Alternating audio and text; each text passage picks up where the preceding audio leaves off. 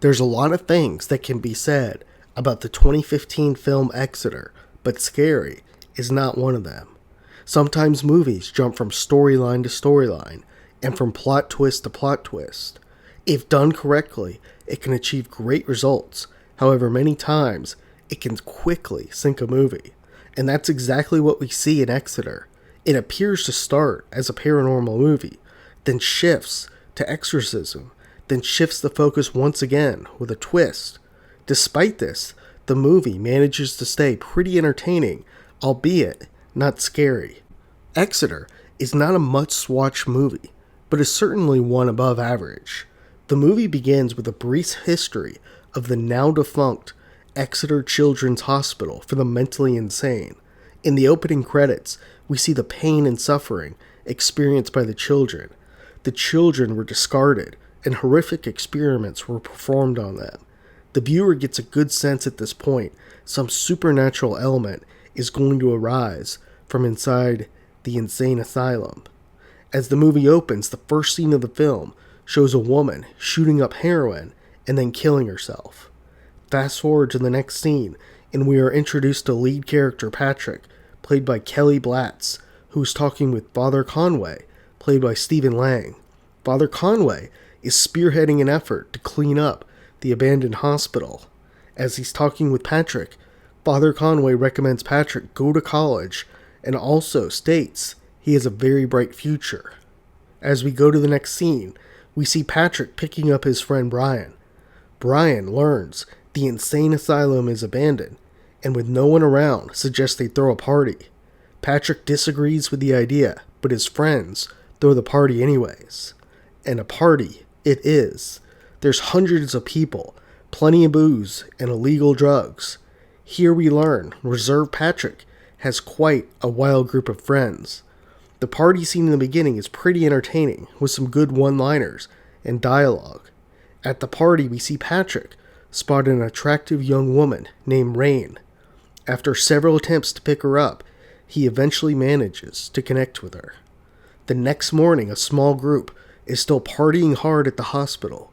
Fueled by copious amounts of alcohol and drugs, the group doesn't seem to be fatigued at all, and at this point is sitting around talking. One of the women, Amber, mentions the troubled history of the hospital. Others chime in and tell the rumors of the hospital they know. Amber believes all the death and destruction will allow supernatural activity to occur. After the group watches a YouTube video of someone levitating, they decide to play the game Light as a Feather, Stiff as a Board. Light as a Feather, Stiff as a Board is a game in which participants place 2 fingers underneath someone's body and then lift them up. According to believers in the game, the body lightens up and essentially is very easy to raise. As they are lifting the person, they chant in unison, light as a feather, stiff as a board. This slumber party game was popularized in the 90s movie The Craft, and most American kids who grew up during that time probably played or at least heard of the game. The group chooses to levitate Rory, Patrick's younger brother. Amber leads the ritual, and the 6 others are able to lift him up. There's some static electricity as he's raised, and the group becomes scared, dropping Rory. Rory wakes up, and it appears he wet his pants. Several of the guys laughed, and an embarrassed Rory runs away. Rain gets angry and storms off, and Patrick catches up with her to tell her that Rory will be okay. The 2 go to find Rory, and when they find him, they're shocked to see something is wrong with him. Earlier, it wasn't entirely clear whether the supernatural was at play in the Light as a Feather game, but now it seems absolutely certain they've invited something in. Right here, the movie somewhat unexpectedly shifts the focus from being a paranormal movie into an exorcism movie. There's been a number of paranormal movies set against the backdrop of an insane asylum, but most are not good. Patrick and Rain are able to tie down Rory, and Patrick calls and leaves a message for Father Conway. The 2 head down and tell the others, and well, we get the reaction one would expect from the group. They don't believe it and point out they've all been doing drugs all night. Also, they're worried because they have so many illegal drugs still on site. Next, a handyman named Greer shows up. He's angry the kids are partying there, but doesn't appear to be an upstanding citizen himself. With a shotgun in hand, he threatens the group and then heads upstairs to investigate. Rory attacks Greer, and Greer accidentally shoots himself in the head, splattering his brains over the group. Amber and Brad run away in panic. They jump in Brad's car and begin speeding away. As they're flying down the driveway, a man suddenly pops out. It's Father Conway. Brad's car hits him, and he flies through the windshield head first into Amber's lap. A panicked Brad and Amber pull over, and soon the rest of the group catches up. Father Conway is dead, and the group debates what to do next. They are still not convinced at this point Rory is possessed, as only Patrick and Rain saw Rory. The group has a few options. One, as Patrick suggests, they can turn themselves in. The second option is they can cover up the situation. Still, with 2 dead bodies and a possessed Rory, there's really not many good options for the group. The movie implies the group is seen as troublemakers in town, so we can gather if the police came, they'd be the primary suspects. Still, covering up the scene isn't as easy and straightforward as wiping fingerprints and cleaning beer bottles. There were hundreds at the party, and almost certainly the police will be able to put them at the scene. Regardless, the group heads back in the insane asylum in an attempt to clean up the scene. Wanting to know more about the history of the hospital, Rain begins searching through the files and uncovers one particularly disturbing case. It involves a story of a kid named Devin. A video shows that Devin appears to have supernatural abilities and was tortured by the priests. Around this time, the security system at the hospital is triggered, and the group gets locked in. With no power to the building, it's clear the supernatural is doing this.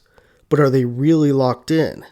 The movie shows bars in the initial scene, but it's tough to imagine at such a big hospital there's not one window or place they could get out. As well, it's daytime, which is a big advantage.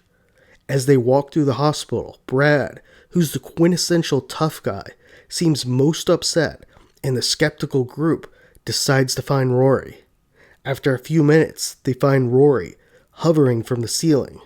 Skeptical Brad freaks out, and eventually the group is able to restrain Rory. With Rory still possessed and not able to call for help, the group decides to try a DIY exorcism on him.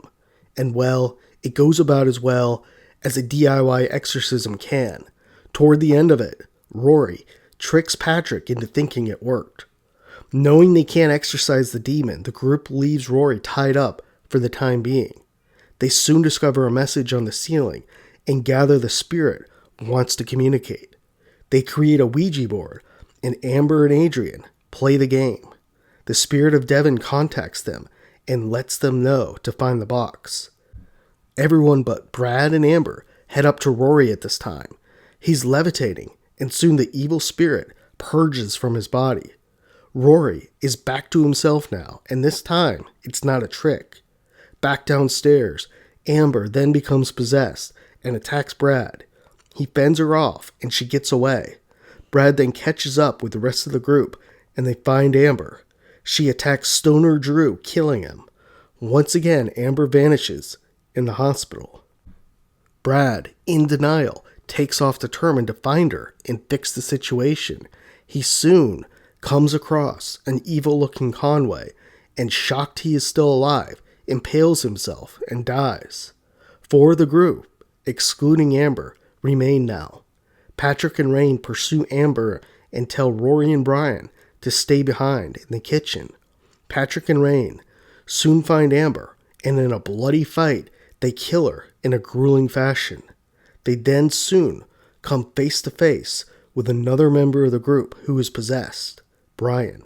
A little bit earlier, a key scene in the movie happens when we see Brian reading about the summoning. This is important to remember for later in the movie. Once Brian encounters Patrick and Rain, we have a second gory fight scene, and Brian is killed. They soon run across the control panel and are able to unlock the security system. They also scoop up Rory as well and are ready to GTFO. There's still an element lurking though. Father Conway. What's his connection to all this? At this point, we know he's not the good guy Patrick thinks he is, but somehow he's connected. The most obvious connection here would be he was responsible for the tortured souls and that Devon had been conjured up and possessed several others. The next scene, Patrick pushes Rory outside to save him, and soon Father Conway knocks him out. As Patrick wakes up, he sees Rain and Father Conway fighting. While fighting, Rain throws gasoline on Father Conway, and eventually, Father Conway stabs Rain, and she collapses. As Patrick witnesses the event, he is overcome with anger. He realizes Father Conway is not the man he thought he was, and he killed and tortured his child. Father Conway pleads to Patrick that the child was a vessel of evil, but Patrick lights him on fire. As he burns, we get our last twist in the movie. Patrick walks over to Rain's body and grabs her bracelet. He picks it up, and we see the name Devon on it. She gets up, and we learn that Rain is actually Devon. Devon begins to explain the story. Father Conway got her mother pregnant and then abandoned her and her mother. Her mother couldn't take the neglect and committed suicide, hence the opening scene. At 13, Devon came to Exeter in a last hope to be saved from her father. However, Father Conway, embarrassed, locked her up in a box for years.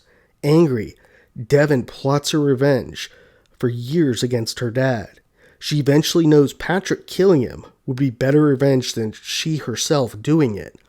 After this, Patrick and Devon fight, and eventually Patrick locks her back in the same box she suffered in for so many years. Him and Rory light the building on fire. In the ending credits, we see 2 police officers walking in the hospital, and the box is open. The twist seems to imply that Devon was the evil and not Father Conway. However, is that really the case? Father Conway abandoned and abused Devon, so we can't really blame her for wanting revenge. The movie makes the mistake here of not committing. Devon either needs to be the villain or not. Patrick is clearly angry with her, but in my opinion, Father Conway is still the villain here. The movie failed to deliver the plot twist correctly. This could have worked if it turned out Devon was actually evil, a demon, or something else. According to her story, though, she was just an abandoned orphan. If Father Conway was forced to lock her up, as she was dangerous and malevolent, then maybe it could have worked. It appears, though, she is human and learned how to summon the darkness to her advantage. The twist at the end was a bit much and raises other questions too. For one, why did Devon choose this path for revenge? It seems many things would need to fall into place in order to carry out this scheme. We can guess that Brian discovered the summoning and that somehow this led to him being possessed. Still, it's not evident if he found out Rain is Devon or if he actually tried to summon something and became possessed. One other question the twist raises is why was Devon so angry with the others? Was she just evil and lost it? So it appears Devon is human, but able to summon the dark spirits. This raises the question, why didn't she just use these powers to torture Father Conway? Although there are a number of unanswered questions and a somewhat disappointing twist, the movie is still quite entertaining. It's one to kick back, grab some beer,